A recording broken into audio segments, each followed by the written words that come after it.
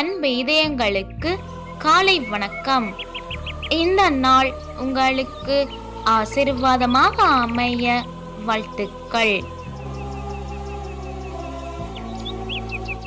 இப்புதிய நாளுக்கான ஆசீர்வாத இறைவசனம் திருப்பாடல்கள் அதிகாரம் 40 இறை வார்த்தை 5. கடவுளே, உம் அருஞ்செயல்களும் திட்டங்களும் எங்களுக்காகவே. அவற்றை நான் எடுத்துரைக்க விரும்புவேனாகில் அவை எண்ணில் அடங்கா. அற்புதமே, அதிசயமே,